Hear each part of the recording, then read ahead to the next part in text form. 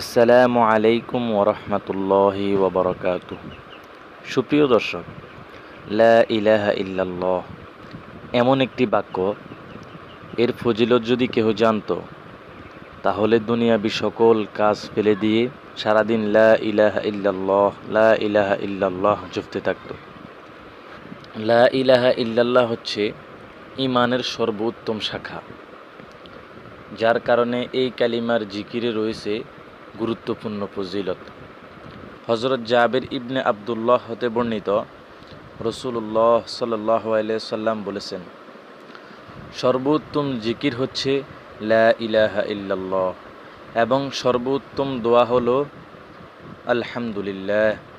হযরত মুআজ রাদিয়াল্লাহু তাআলা আনহু থেকে বর্ণিত, রাসূলুল্লাহ সাল্লাল্লাহু আলাইহি সাল্লাম বলেছেন, যে ব্যক্তি খালেস অন্তরে একনিষ্ঠতার সঙ্গে লা ইলাহা ইল্লাল্লাহ বলবে, সে জান্নাতে প্রবেশ করবে। সুবহানাল্লাহ।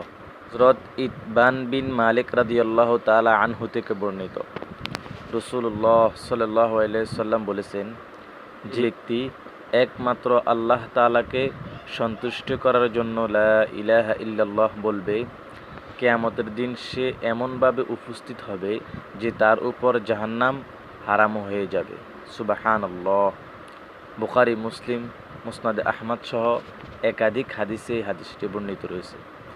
হযরত আনাস রাদিয়াল্লাহু তাআলা আনহু থেকে বর্ণিত, রাসূলুল্লাহ সাল্লাল্লাহু আলাইহি সাল্লাম বলেছেন, কিয়ামতের দিন আল্লাহ তাআলা বলবেন, হে মুহাম্মদ, সৃষ্টির মধ্য হতে আপনার উম্মতের মধ্যকার এমন ব্যক্তিকে জান্নাতে প্রবেশ করান, যে ব্যক্তি একদিন হলেও ইখলাসের সঙ্গে এই সাক্ষ্য দিয়েছে যে আল্লাহ ছাড়া কোনো ইলাহ নেই এবং সে এর উপর মৃত্যুবরণ করেছে।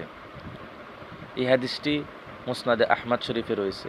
পরিশেষে সময় লা ইলাহা ইল্লাল্লাহ জিকির করবে, আল্লাহ তাআলা তাকে ইমানের সঙ্গে মৃত্যু নসিব করবে।